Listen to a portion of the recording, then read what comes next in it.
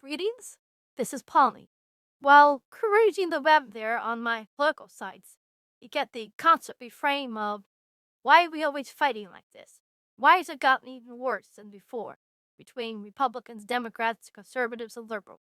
And there's an answer to that. First, the liberals, for the longest time, have control of the choke points in society. The colleges and universities, education, they still have that. The media, now there's an alternative media, and the people, but they've lost that. And the second reason is why they've lost it is that they've gone now to a hardcore progressive ideology, which is anathema to most people. In this election, for instance, Harris lost to Trump. But I'm telling you this, no Democrat could have beaten Donald Trump. Not that Donald Trump was this invincible creature, but rather the Democrats owned the wrecked economy, high inflation, high crime, and the immigration crisis, which causing a lot of this. So no matter who or what they put in there, they were going to lose. Also, Republicans are no longer Republicans. They're MAGA Republicans, which is a totally different crowd from the traditional Republicans. Traditional Republicans, we know what they stood for. Every time they got in there, you cared about one thing: tax cuts and protection of their position in society, and they always seemed to be fighting some kind of war. That was it. When it came to the cultural issues, they ran away to the high grass. Oh, they talked a good game, but they never did anything. And that was one of the problems. And when Trump came in and was so successful, and say, this is a guy who looked like he meant what he said. And he did. Democrats aren't the party of the baby boomers anymore. It is now taken on a hardcore progressive agenda. I say progressive, I give them the benefits of the doubt with the labeling. They are in fact communist. And that just doesn't sell well with America. So now we have this, you have the right on one end, the left on the other. They're the strongest elements of both wings. And now that's why we have the fight. People are saying, well, we need a middle ground. There isn't a middle ground in this. Maybe there'll be a consensus ultimately where the country should go, but that's not going to happen. First, the left has to acknowledge the violence we now get is coming from when they're no longer in a position of authority and they're resisting it. They don't have the courts. They don't have they don't have the ultimate media. They don't have the executive, and they don't have the people. They're not taken very well, and what they're doing is they're going to help them any. I don't think the Democratic Party has enough mass in its moderate wing to take control of their own party. They certainly don't have the leadership, and I'm not certain there's enough there which they can reclaim their leadership positions. So what we're going to have is, well, Donnie in New York. Oh, that's going to be something. You the guys like Pritzker, Gavin Newsom.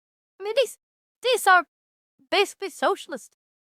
They call themselves progressive. Biden calling something else just as easy. I can call them communist. I won't, but I could. So with this in mind, we're going to have continuing fights. The left has got to tone it down. If you want to have peaceable dialogue, it has to go both ways.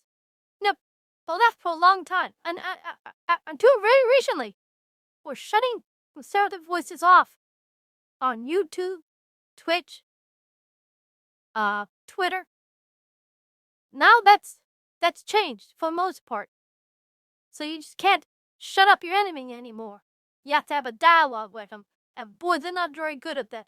Charlie Kirk did, because they couldn't dialogue with them. They can't talk to conservatives. They've always had their way. And now they're going to have to be able to debate. And I think the problem with, especially with the progressive element of the Democrats, is just emotion. I feel. And debate, you have to think. You have to use logic. And these people don't have it. I mean, this is the beginning, I think, of a long term of conflict we're going to have. I mean, Like I said, the Democrat leadership isn't there to tone it down. Trump is on the ascendancy. MAGA is now in its position of power. You'll run its course eventually, but they'll be eventually. The Democrats would be smart. They'll just back off and wait till Trump's term of office fades and see what happens after that. But what they're doing right now, no. The conflict is coming from the left. The violence is coming from the left. If Trump has taken some good positions on to defund the left, which is important. But until that happens, until the left, until normal liberals take control of that party again, and I don't see that happening, we're going to have continuing conflict, and this could get a lot worse. MAGA hasn't replied yet to their violence. That doesn't mean they won't. Also, with Trump there, the good thing is I don't think they will, because we control the executive, and Trump could take positions or do things which will keep MAGA quiet. But, how long that's going to go, because I don't know how long this fight's going to go. With the Democrats, you see these so-called moderate Democrats there. They're just not going to take any heroic stands against their own party. It's not going to happen. So look, for continuing violence, this is not going to go away. There's going to be more, probably more murders, more assassinations. We see how ICE is being treated, and Governors Newsom and Pritzker, they're making it worse. This is your leadership right now. If you're a liberal and you're a Democrat, this is your leadership. I'm calling it basically a jihad. Okay, well, remember that. Okay, hopefully, in time, this too shall pass. It always does. The good and the bad both fade away in the end. Okay, this is all for now. Before I talk to you again, this is Polly saying goodbye. Adrian made this for. Please like and subscribe.